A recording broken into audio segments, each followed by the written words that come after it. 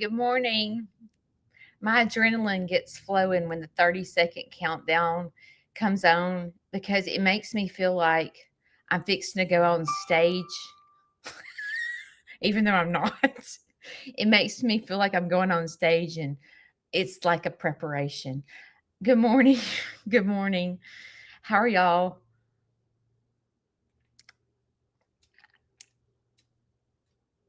I'm going to put on, Chris, take your Celtic salt. Okay. Everybody needs to take their Celtic salt.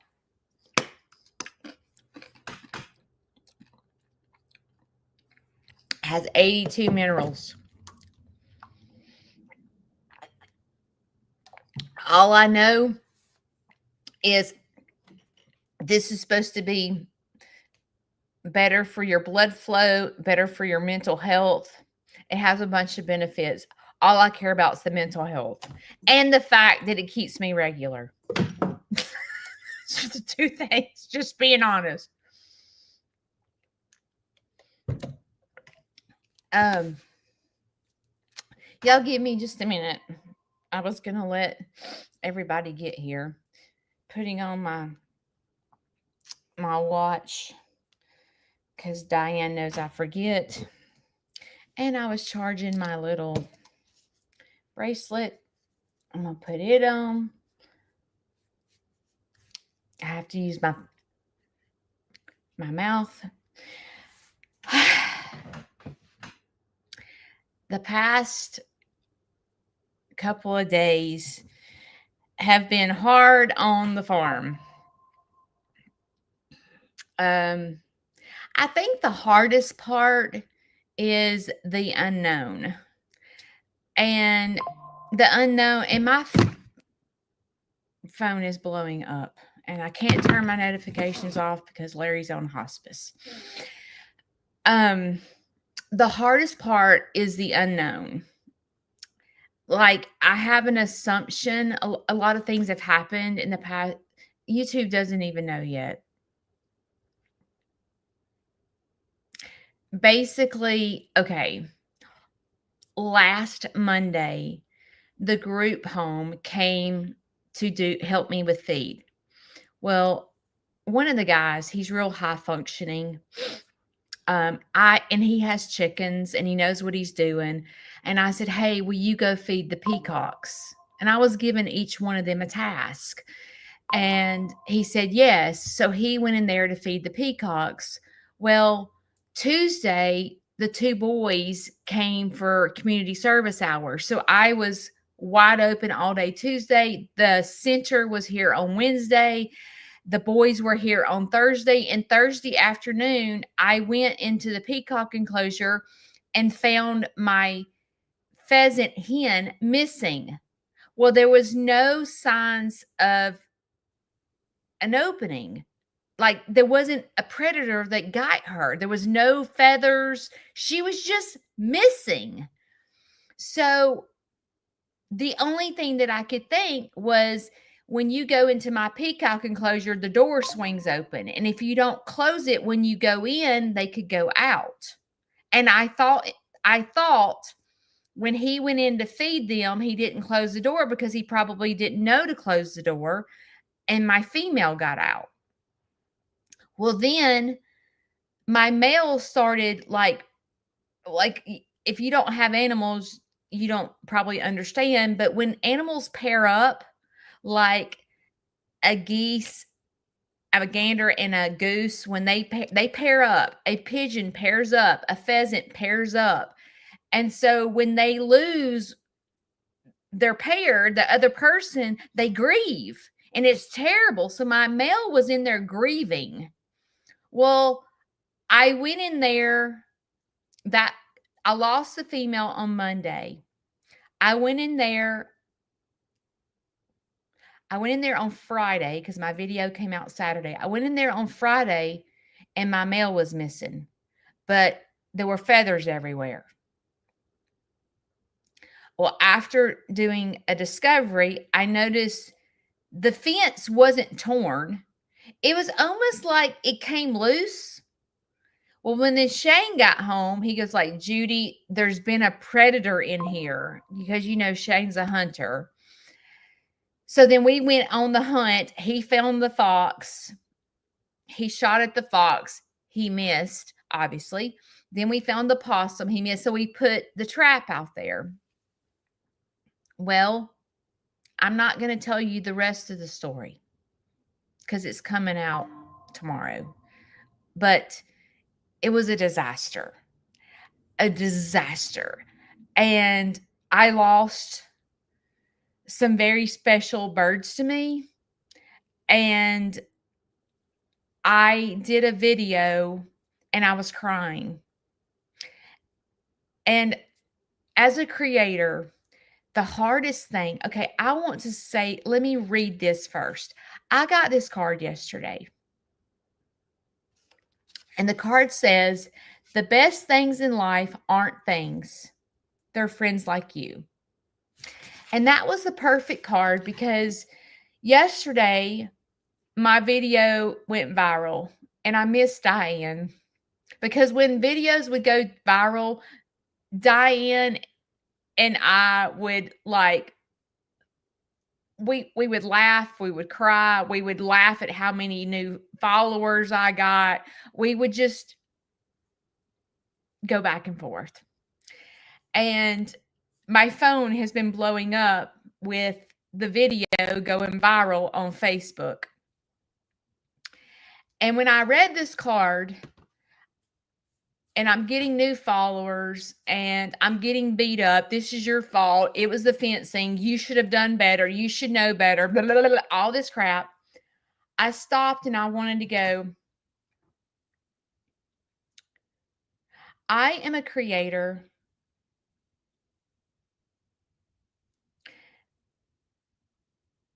I don't know if I'm different from other creators. I don't know. I might not be. But I'm a creator that says the best thing in life aren't things. Things being followers, things being views, things being like things going like all that. Those are things to me. What is important to me are friends like you. And even though I have 106,000 people follow me on Facebook and I don't know 25,000 people follow me on YouTube, those are things. A lot of those are things. Only few are friends like you. And I'm not running after a number. I'm not running after trying to see how much money I can get to quit my job so that I can do YouTube, Facebook full time per se. Already stay home. Yes, views are important. They are. As a creator, you know, the time that I'm in right now, being closed to the public, the only income I have basically coming in is social media. So, yes, views are important. But I'm not running after so much a number. The best things in life are not having 106,000 people following you on Facebook or 25,000 people following me on YouTube. What's important to me are friends like you. I'm not running after a number. I think in my head about a church. And you know how a church, they welcome new members and they go reach out to the community to say, hey, where do you go to church? And they try to draw people into their church to tell them about God. They may be lonely. They may be looking for a connection. So the church goes out and they try to get new members. I feel like this word sanctuary comes to me again. It keeps coming back. You know, sanctuary was taken out of my name because it was misunderstood. But the word sanctuary comes back. And I think in my head, God has me here for a purpose. And I feel in my heart that it's almost as if I do my videos to spread awareness about mental health.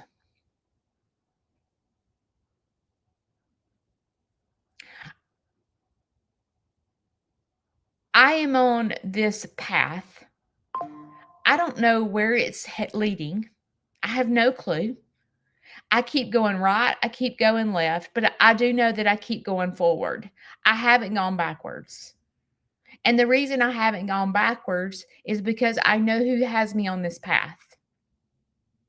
And I know that he created my brain, and I know that he created my farm. And as I'm on this path and I'm going to the right and to the left, this is what I think about. Many, many, many years ago, I used to teach spinning. Spinning, if you don't know what spinning is, it's stationary bicycles and it's an exercise class. And you are in this kind of virtual reality where you go up a hill by creating intensity to make it harder to pedal. So you're going uphill. If you're pedaling to the right, you're using your right leg more. It's an exercise class. And I used to teach spinning. Okay. And there was y'all hear my phone just blowing up. In that class, I would teach because it was almost like mental health. Okay. So in the class, I would turn on music and we would begin spinning.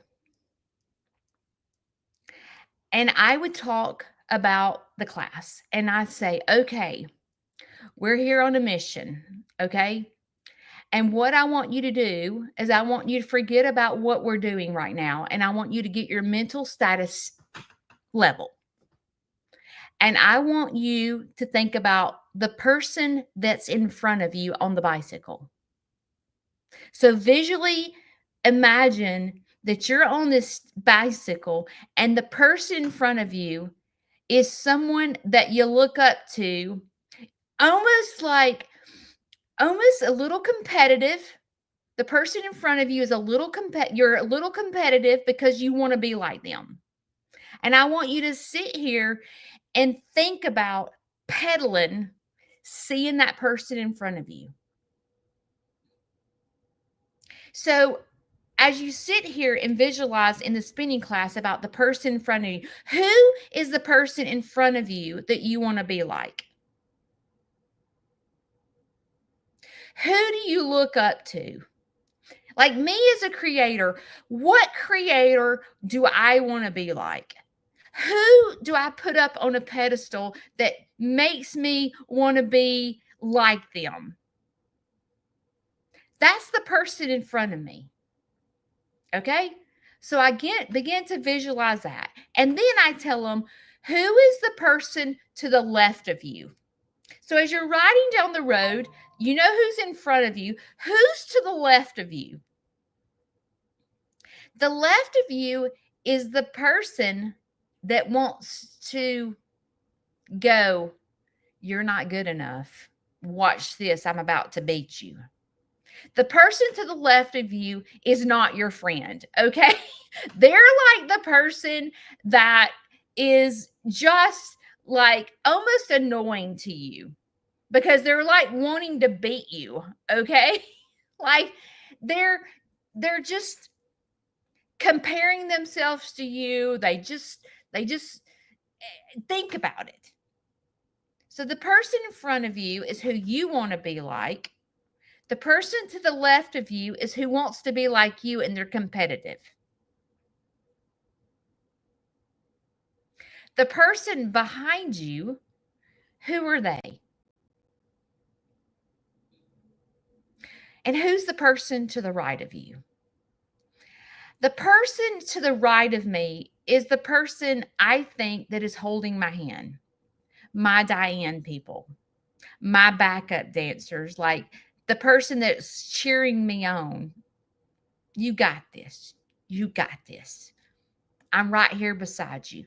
I'm not going to, if you fall, I'm falling with you. If you lose, I'm losing with you. If you win, I'm winning with you. That's the person to the right of you. The person behind you, think about,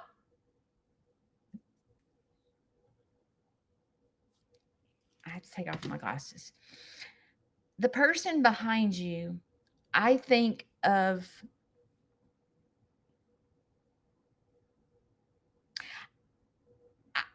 in my head, I think of the person that needs to be encouraged. Like, as a creator, I feel like the person behind me are those small channels that, not that I'm a big channel, but people that are smaller than me that wished they had 100,000 followers, or they wish they had a farm looking like mine, or they wish that they had energy to get up and do what I do. Whatever. Those are the people behind me that kind of like I'm the role model and they want to be like me. And I think about this card and I think the best things in life aren't things, they're friends like you. And I'm going to tell you, friends like you are what's important to me.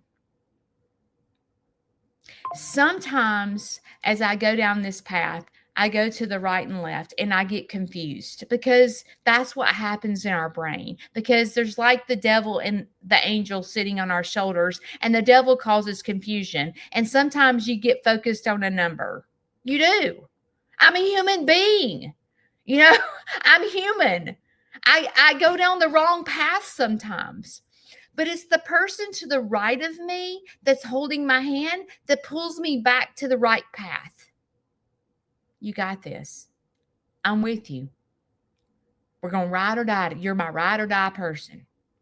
If you fail, I'm failing with you. If you succeed, I'm succeeding with you. I'm right here beside you, holding your hand, going, it's going to be okay. And I think through the things that I'm going through in my life, I feel like that this card was a perfect example of reminding me of the people that are beside me. The people that are beside me are not 106,000 followers on Facebook or 25,000 subscribers on YouTube. Those are not the people beside me. The people that are beside me are probably about 1,000 people.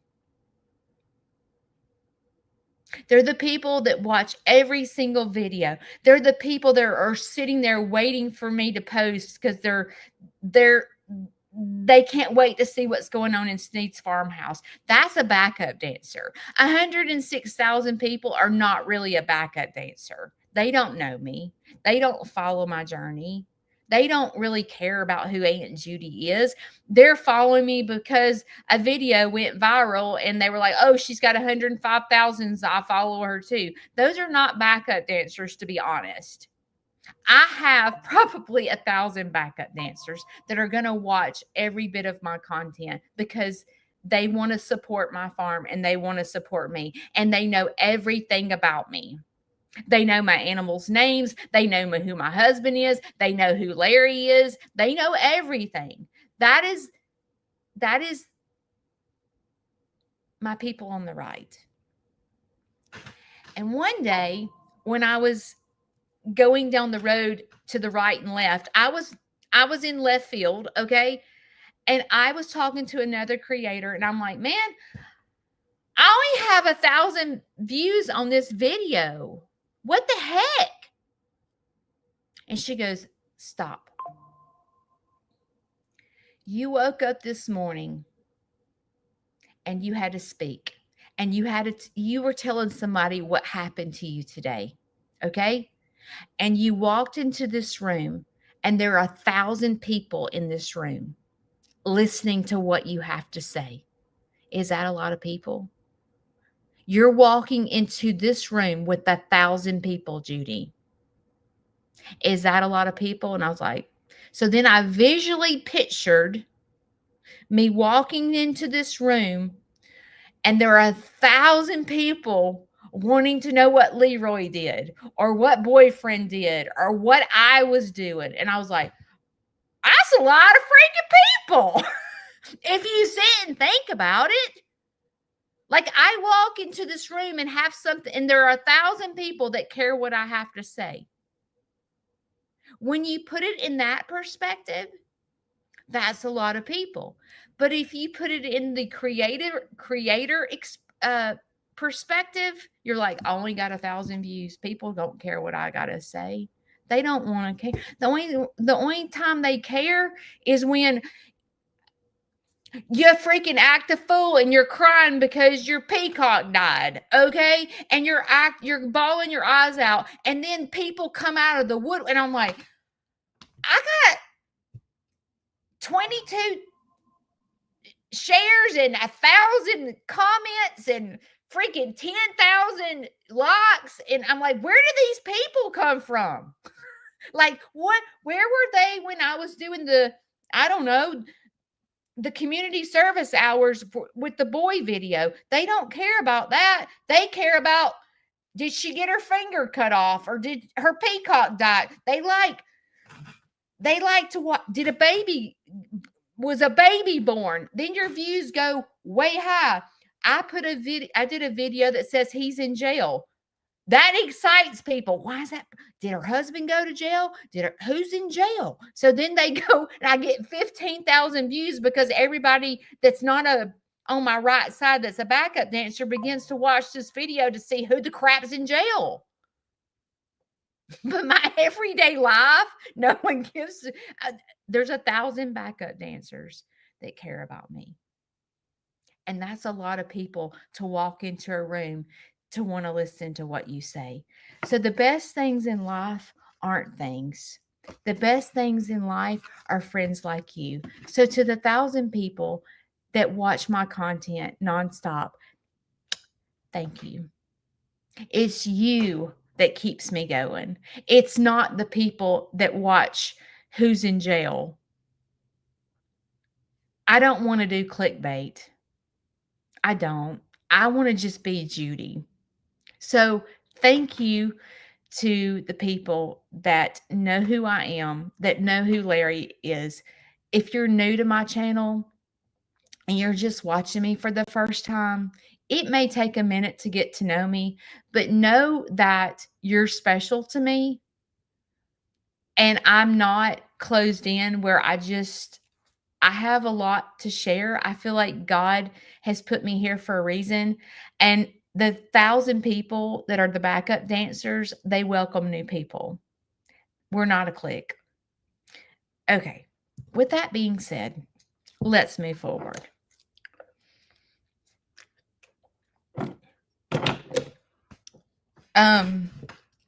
Lately, all I do is put my hair in a twist.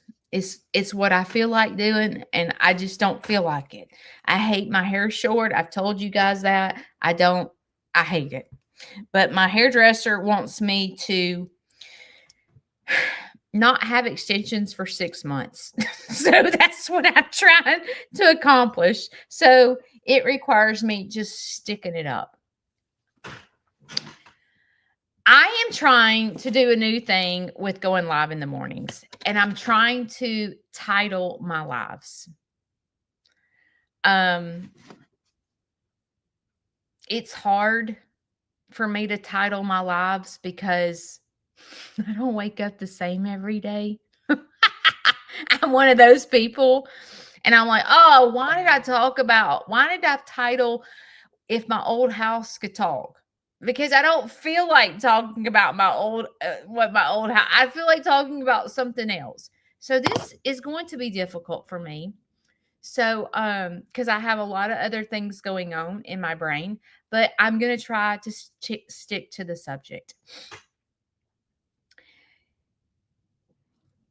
The house you grew up in with mama and daddy. If that house could talk, what would it say? That's what I want to talk about. And as I began to talk about the house that I grew up in, I want you to try to think about the house you grew up in, and I want you to think about being a little kid, like you were born, came home from the hospital. I don't know, you were whatever house you were raised in. You went to school, you learned about life, that house. I know sometimes people move around. Well, your house may not be a physical house. You may be an army brat and you had multiple houses. What was your home? What if your house could talk about you, what would it say? When the house that I grew up in, my parents were married and my parents together purchased this house. I don't even know what house I was born in, but I know I wasn't born in that house. I know my younger brother was born in that house, but I don't think me and Greg, my oldest brother, I don't think we were born there. I don't know what house we were born in, but the house that I grew up in is the actual picture that you saw in the thumbnail. And I've talked a little bit about this house before, but when I think of this house, it scares me to death. I when I mean, there were good memories there too, but the memories that stick in my head are all dark. Dark. When I was a little girl, okay, the house that we grew up in, it only had 3 bedrooms. There were 3 kids and my mom. So I I shared a bedroom with my little brother when I was young. My little brother and I are 5 years apart. And I remember it bothering my mom that we all didn't have our own bedroom. And we were getting older, and it wasn't really good for a girl to be in the bedroom with a boy, and all that stuff. I mean, when we were younger, it wasn't really a big deal. But as we began to get older, it bothered my mom. My mother was a single mom my entire life. I told you that my parents bought the house together. I was in first grade when my parents divorced. And the way my dad and my mom told us they were getting a divorce was my dad took Greg and I don't remember where my younger brother was because he was an infant. I guess he was with my mom, but I was 5 or 6 years old. So my brother, I think he was 6 months old when my dad told my mom he wanted a divorce. And my dad took us to the ballpark, me and Greg to the ballpark, and he took our bikes.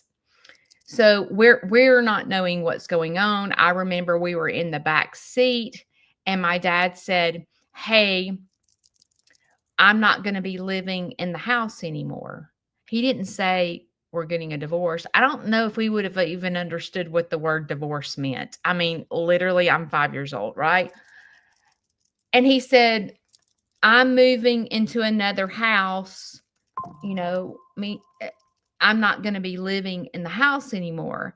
And I remember sitting there thinking that the reason he was moving out was because me and Greg fought a lot. And I remember thinking, okay, I'm going to try real hard not to fight with Greg anymore. I remember it vividly. I mean, I was 5 and 6 years old, and I remember that. Needless to say, my dad had a lot of issues, and so did my mother. My dad was an alcoholic. He was a functioning alcoholic. I mean, he went to work every day. But he drank all day long because he was in sales. So he was out in, salespeople, they have sales meetings and they meet in a bar and they have to build a relationship in order to get the sale. So my dad drank a lot. I don't, at this point, I don't ever remember my dad being drunk or anything. I don't think I really understood.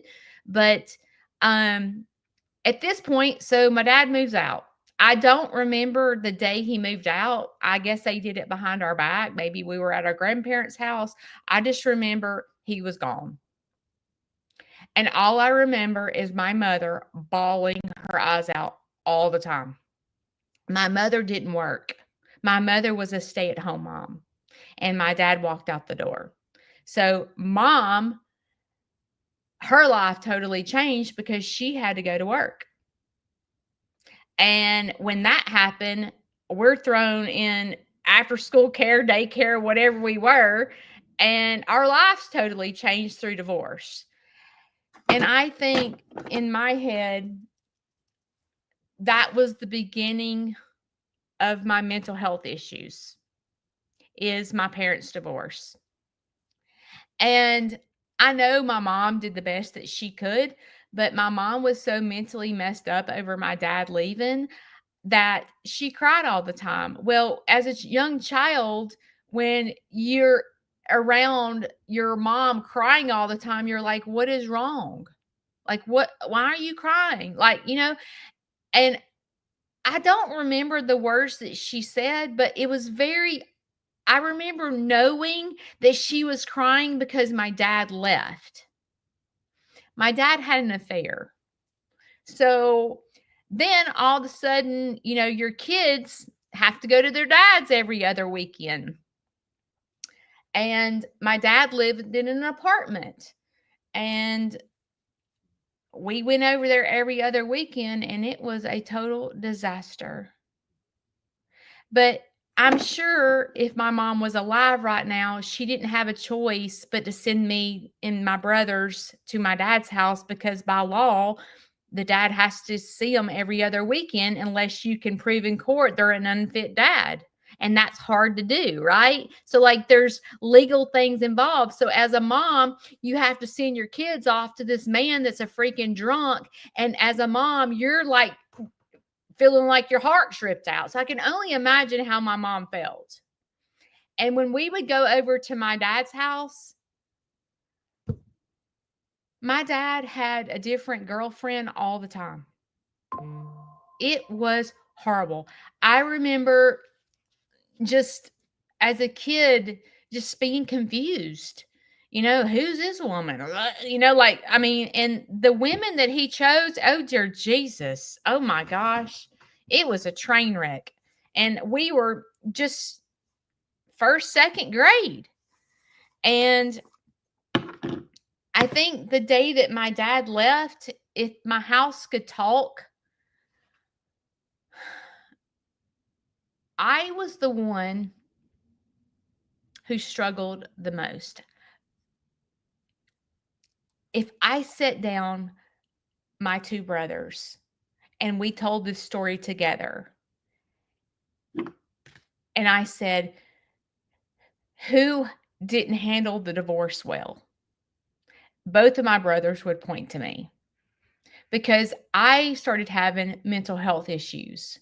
My other two brothers, their issues turned a different way. And it didn't show up till a little bit later in life. I started having mental health issues younger in life. I cried a lot, and I would have bad dreams. The dream that I would dream is that my grandfather, my dad's father, I used to dream all the time that he was dead in a casket in my bedroom.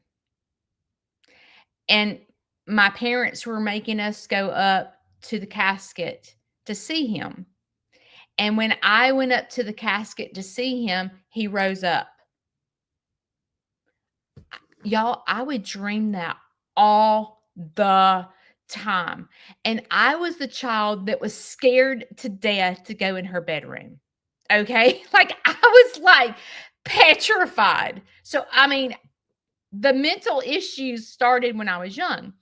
Well, because me and my brother lived together in the same bedroom and my mom felt guilty, my mom added on to our house to make my brother a bedroom. So at this point, when that happened, each kid had their own bedroom. Well, I couldn't sleep in that room.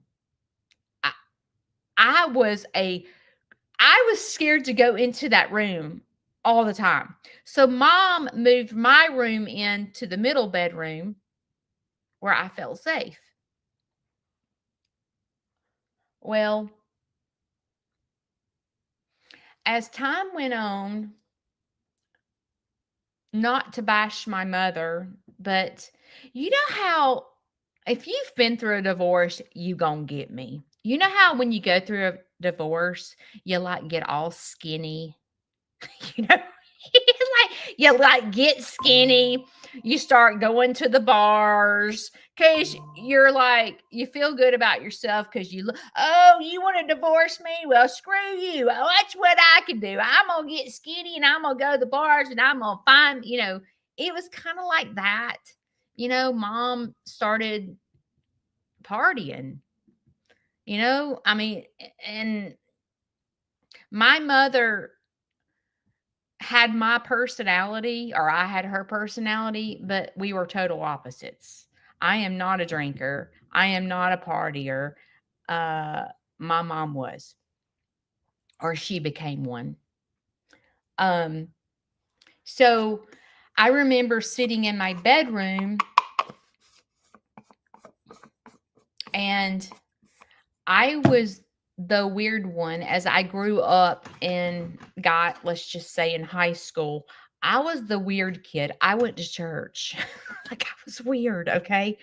I would go to church and my brothers began to make fun of me because I went to church all the time. I went to Bible study, and my mom and my brothers did not. At this point, my brothers started drinking. My oldest brother started drinking. My youngest brother started experiencing smoking cigarettes, getting in trouble, like that thing. I was the mental health issue. My oldest brother was alcohol. My youngest brother was drugs. Many a times my mother would have these parties. And I've said this before on my live, but I remember my phone is blowing up with people commenting. I remember sitting in my bedroom when these parties would go on because they were drinking parties. And in order to go to the bathroom, I would have to come out and go to the bathroom. And I remember sitting in my bedroom crying. So if my house could talk at this point, there was this young little girl sitting in her bedroom while all these adults are getting drunk, having sex. I remember vividly walking out my door to go to the kitchen to maybe get something to drink or eat. And I remember seeing my mom's friends in the bedroom having sex. And I don't know, I'm in middle school maybe. And I remember going, I hate this house. I hate every bit of this crap. These people are gross. Like, I remember, and my brother would just chime in with them. And my mother did not care if my brother drank. I was not a parent like that. And there were many a times that my mom and my brother would have drinking competitions. The first one that threw up lost. And I'm thinking in my head, what was my mother thinking? But if the walls could talk in that house, it would probably tell me, it would probably, if it was talking about me, there's this little lost girl that was in the bedroom all by herself. And I've said this before, but I had a closet door, and they're the old fashioned doors that slide and they fold. You know what I'm talking about? I used to write a prayer on that door while these parties were going on. And I would say, "Dear Jesus, please save them." And I would write their names down on my closet door and asking God to save them. Is that not sad? But when people would view me, like my family would view me, she has mental issues.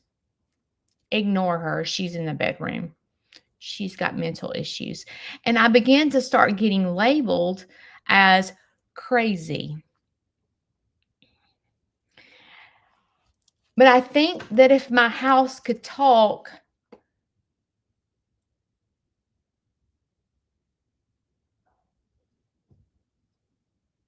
I think about it would be like this little girl with a teddy bear hugging the teddy bear. I think that my house would describe me as that. Like I didn't fit in with my family because I didn't drink, I didn't cuss, I didn't smoke, I didn't go to parties. I just didn't fit in. I was the weirdo that went to church, the Bible beater, basically. And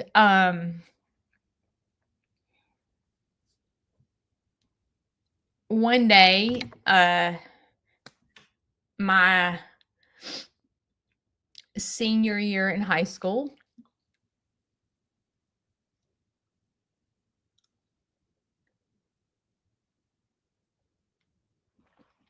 I went out with a childhood friend. And I hit my senior year in high school, I started gaining a lot of weight, like a lot of weight. And that's where I started having not only mental health issues, but I started having eating disorder issues. I was gorging myself with food.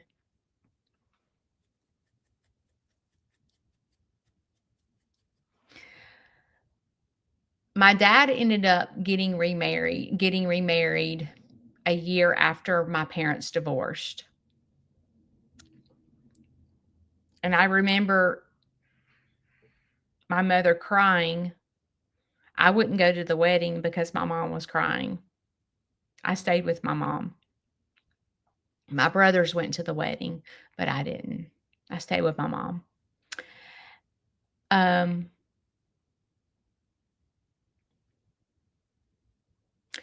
my parents fought my whole life. They hated each other. My dad didn't like the way my mom parent. My mom didn't like the way dad parent. The positive influence in my life was my grandmothers. My dad's parents kept us after school, and my mom's parents, you know, were a big influence. They took us to church. They kept us in the summer a lot, but both sets of my grandparents were very positive in my life. My senior year in high school,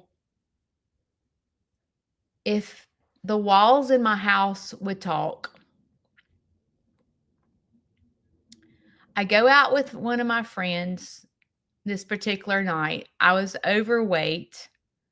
Me and my boyfriend had broken up. And I came home. Make a long story short, I found myself with a tube down my throat in the hospital, with both my parents standing over me going, "Why did you do this?" And I remember thinking, why did I do this?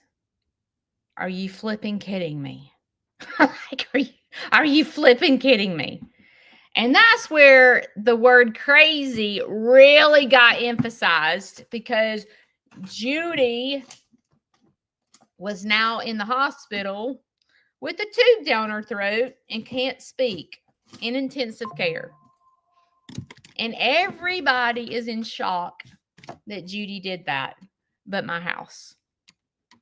Because if my house could talk, if my house could talk, that house would probably cuss my mom out, my dad out, my brothers out, like all this negative talk that was always talked to me. My house would probably chew everybody out, because the house saw me sitting in my bedroom with the door shut, writing on the wall to save people, praying to God every single night that He would save my family. The house saw me sitting alone. The house saw me way before the tube went down my throat. The bedroom saw me fearful of going in my bedroom because my grandfather was dead. I mean, my house saw all this stuff, but nobody that was physically breathing could see anything that was going on.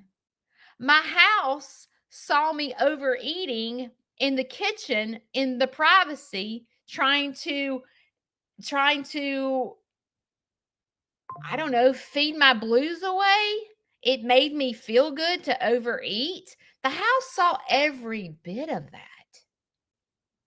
But my own family did not.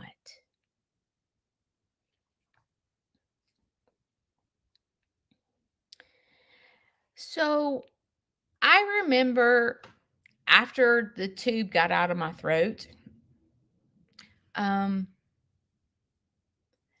I remember, because I'm in the hospital at this point in a lockdown unit.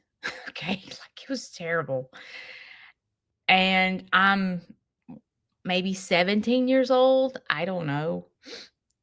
And both my parents come to counseling with this counselor. And they were like, Judy, why did you do this? I had no clue.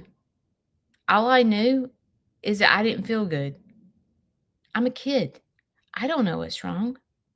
All I could say is my boyfriend broke up with me, and I don't know. I'm fat. I mean, that was the main reason I said I was fat. And so my mom was like, okay, let me get Judy on a diet program to help her. This is all because she's overweight. I'm like, if my house could talk, that's just a little bit of the problem.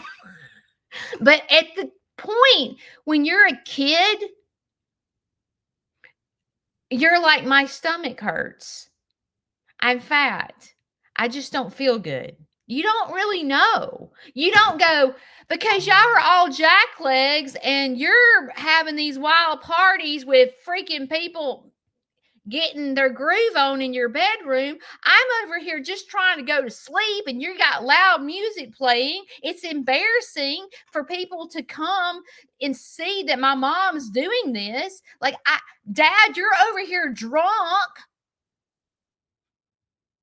I mean, I didn't know how to say that. First of all, you're scared to say that out loud to your parents because you're scared you're going to get in trouble.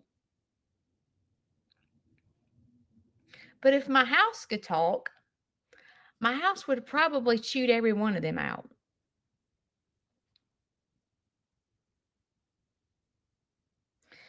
But unfortunately, my house can't talk. Now, I did not find comfort in my house. I mean, was that my house's fault? No. It was because of the activity that was going on in my house. Well, because I had a cool mom, everybody came to my house. My house was the party pad. after school, after school, all my brother's friends, they got out of school, came straight to my house. So if you could just see my yard, we lived on a very busy street. I had a very small yard. There were cars parked everywhere, every single day. We were called the Waniger house. We're going to the Waniger's house. That's what people did. So, needless to say, if my house could talk, I never had any privacy. I'm a girl, okay? There was only one bathroom. Um, what would your house say about you as a kid? How are you? Like, when you sit and think about what you grew up with, I mean, some people grew up with a really good, stable parents, or parents that didn't get a divorce, or parents that didn't fight, or didn't have addiction, but there's a lot of us that can relate to me. What would your house say about you?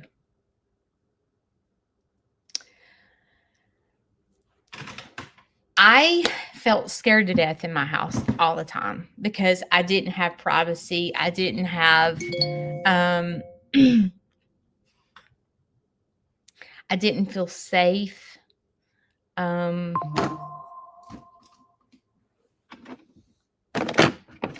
I remember my mother, my youngest brother, started getting into drugs. Greg and I had already graduated high school. We were out on our own. And my mother decided she was bankrupt, honestly, if to be honest. She single mom trying to make it, living off credit cards, and it caught up with her. And my brother was getting into drugs, and she decided that she was going to move in with my grandparents. What she said though was she wanted to get my brother away from that crowd. So she moved an hour away from the house that, if it could talk, the house that I grew up in. Well, my mom kept the house. She rented it out. So it was rental property.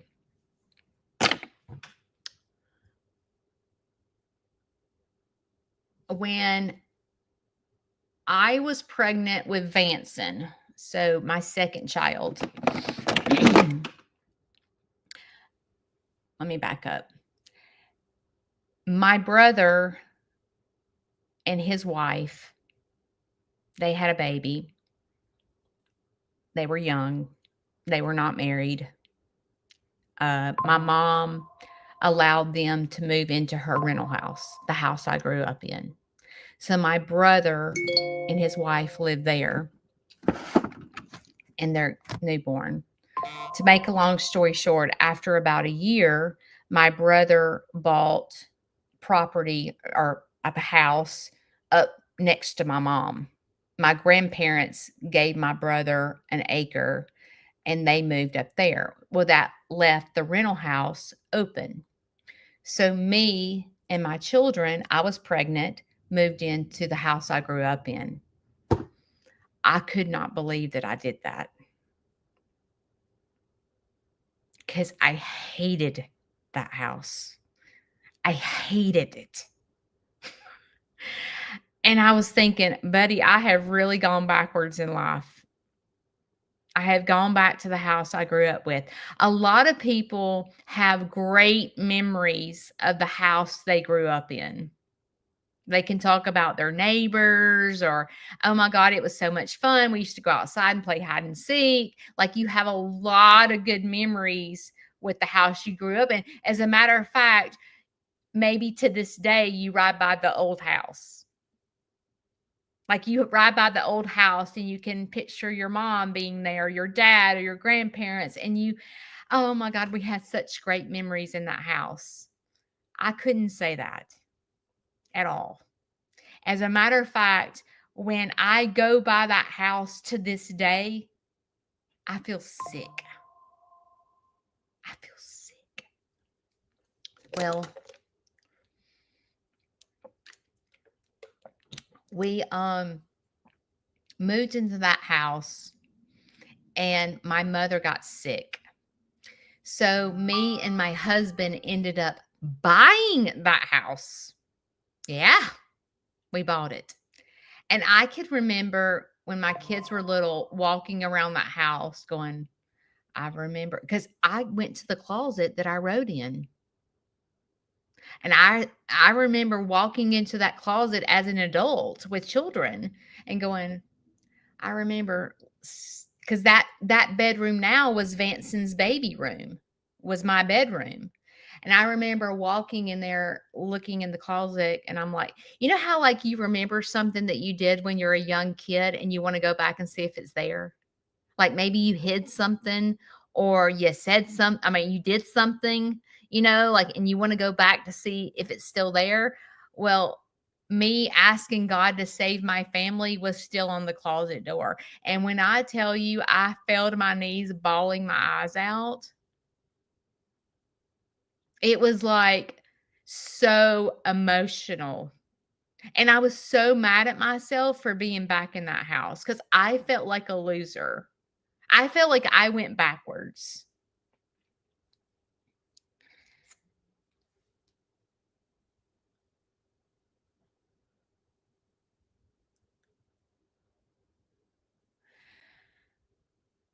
When I became a mom, I remember, and you may have done this too, I'll never be like my mother. You know what I'm saying? You're like, I am not parenting like my parents taught me. I will not do that. You know how you say that? And then you don't really know until you're a parent. I remember going, I will never drink. I will never do this. I will, like, my kids will never be exposed to this. I remember like feeling that way. But you remember when a couple of days ago I talked about living in the closet? In other words, living in the closet means not physically living in the closet, it means living with secrets. I was the type of parent that did not show my problems in front of my children. I was straight as a board, an angel. I was the strict parent. You will not do this. You will not do this. Blah, blah, blah. I was more that way. And living in the closet, I had all these issues that were not being dealt with. I tried to hide depression. I tried to hide the eating disorder. I tried to hide the fact that I went outside my marriage. I tried to just shadow and hide this way that I was living because I didn't want my mom did not hide it. My mother was very my parent both of my parents were very open. They drank it. My dad drank in front of me. It wasn't a big secret that my dad was an alcoholic or my mom had these parties. She had the parties with us there. She didn't live in the closet. I was the parent who never wanted to expose my kids to all my issues because I wasn't well. I was not well at all as a parent. I was very broken and all these wounds that if my house could talk, it would tell you all these wounds that I had as a child.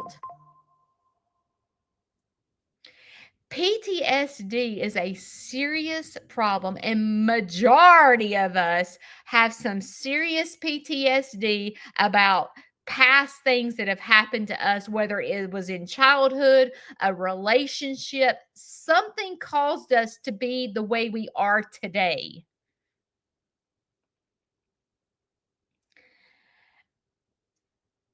Untreated PTSD leads you to be in the closet, like I was, or it leads to destruction. It leads to nothing but destruction.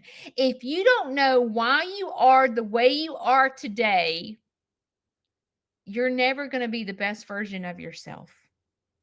Unfortunately, I did not start getting help for all this stuff that my house could tell you about until my husband left me in 2015. That is the moment that I was like, I guess this is what rock bottoms are like. I had been married for 15 years.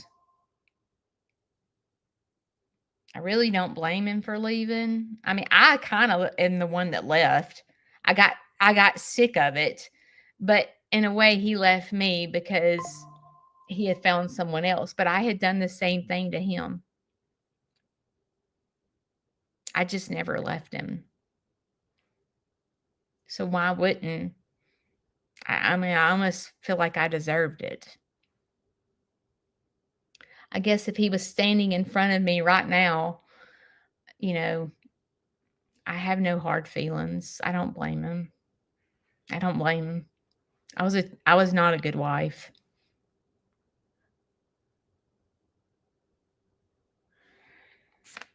The moment my life started taking a turn is the moment that I gave my house a voice. I don't know if that makes sense.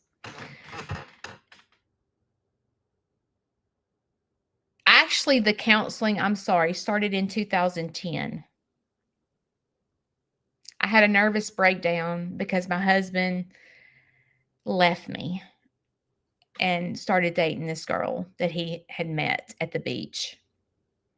He ended up coming back to me, but that's the moment I had a complete breakdown. It's different when you do it to them, but when that happens to you and you have no control over it, you hit rock bottom. So I started counseling in 2010. Ended up flying to California to rehab. That's how bad it was. But I couldn't start getting better until I gave my house a voice.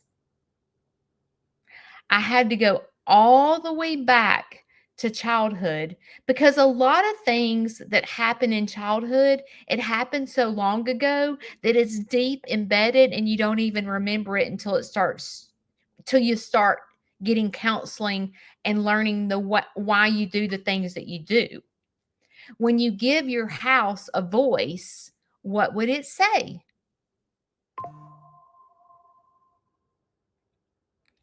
I can remember sitting in counseling going, my eating disorder is out of control, but I didn't feel like I had an eating disorder because I never was obese and I never was too skinny.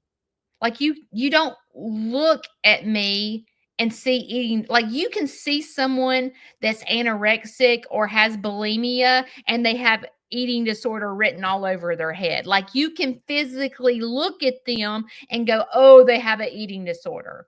You can see someone that's really obese and you can go, "Oh, they have an eating disorder." But with me, I didn't fit that mold. I didn't fit she's obese or she's bone skinny. I never let myself get to that point. When I would start getting too skinny, I would start eating again and then I would gain like 30 pounds. But then I would go, oh my God, I'm fat. And then I'd get skinny again. It would just go back and forth. And so when I remember sitting in counseling going, I don't know if I have an eating disorder, but can I tell you what I do? She's like, let's talk about it. I go, what I do is I either don't eat at all or I gorge myself, first of all. And there's things that trigger my eating disorder that help me stop eating. And she's like what? Mm, let's say I change jobs. That helps me go into starvation mode. Or something tragic happens to me, like I have to have surgery, or someone gives me attention. It ramps me up, so I starve myself. Is that an eating disorder? I had no idea. I'm like, I'm not sure what this diagnosis is, but something is janked up. Like something is janked up. I go from eating one cracker all day long for weeks to just gorging myself eating ice cream nonstop in the closet. Like something's not right. And when I went back and go, okay, where did this eating disorder come from? Okay, she said, Judy, it's an eating disorder. Well, what is it? It ain't bulimia. It ain't anorexic. It's not obesity. What is this? What do you call this eating disorder? Because it's not like the normal. So where did it come from? Why am I doing the things that I do? I don't understand. So I go back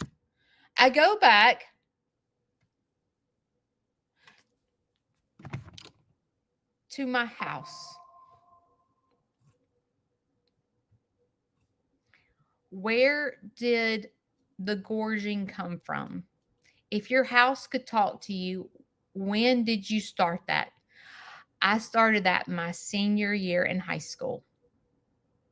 I remember every single day coming home, and I would get, the Fried Eddies just came out. And I remember putting French fries and chicken fingers in the Fried Eddie every day after school. And I put seasoned salt all over it. And I put a gallon of ketchup and I ate it the whole entire huge plate of chicken fingers and French fries. I didn't tell you this part, but when I had the tube down my throat, I got mad at my mother and I went and moved in with my dad. Yeah.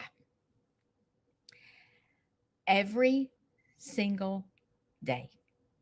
I was in an internship in my senior year in high school, okay, where I left school and I went to the Alabama Ballet and I learned how to run my own business. That's what I did. Okay. So in the mornings, I did not go to school. I went to the Alabama Ballet. Okay. Every single day, my dad had this change thing on his dresser. Every single day, I would steal $1.25 out of his change container. And I went to Krispy Kreme donuts, and donuts were 25 cents. And I bought 3 cream-filled Krispy Kreme donuts and ate them for breakfast every single day. And sometimes instead of getting $1.25, I would get $1.50 and get 4 Krispy Kreme filled donuts. Sometimes I got really, really brave and stole $3 and got a dozen Krispy Kreme filled donuts. I ate them every single freaking day until I made myself absolutely sick.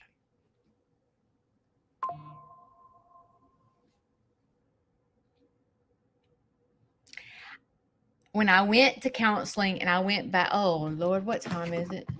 I'm talking too much. Okay, I got to wrap this up. I'm sorry. The moment that I started taking a turn for the better is the moment I went and put a voice to my house. What would the house say to this little girl? That is the moment that I started having clarity of why I do the things that I do. Does that mean I'm totally healed of this eating disorder? I would love to tell you yes, but it's a daily walk with Jesus Christ.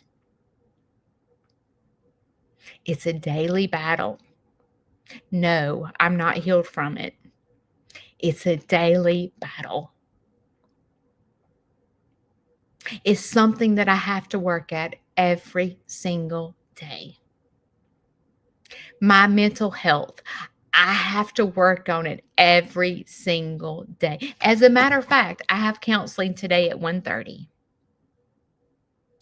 I have to do good practices to keep myself at the best version of Judy. There's times I'm on that bicycle and I'm in left field. It's the people that are on the right side of me, those people that the best things in life aren't things, they're good friends. It's those people that help me be the best version of Judy. It's not the 106,000 followers. It's not. It's not the 25,000 people follow me on YouTube. It's friends like you. It's the 100 people that are here today that keeps me the best version of Judy. It's the people that listen to what I have to say. It's the people that tell me, you janked up, but I'm here for you. I'm here for you. I'll fall with you. It's those friends. And you only have few friends in life. My mom told me that from day one. And the person that gave me this card also said something that was very inspiring to me. You know how you have friends that are they're seasonal friends? And then you have friends that are all 4 seasons. I've never heard it quite said that I have a friend that was all 4 seasons. And when she said that to me, I was like, because I've had friends tell me, well, friends can be seasonal. No, they can't. No, they can't. Those are not the best thing in life are things. That's a thing to me. A seasonal friend is a thing. They're friends like you are all 4 seasons. And Sneed's Farmhouse is about all 4 seasons. I don't want a seasonal friend. I don't want my Facebook or YouTube page to be seasonal. I want to be all 4 seasons. All right, guys. I'm sorry I kept you long. Today, if you struggle with something, chances are it comes from a long line of hurt. You just didn't get hurt overnight. That pain that you're feeling is from a house that you need to give it a voice and listen to what it has to say. And listening to that house talk can help you be the best version of yourself. And being the best version of yourself is being a friend for all 4 seasons. You have a choice today. You can sit it out and you can be a seasonal friend, or you can dance and you can be all 4 seasons. I will see y'all next week. Love you. Bye.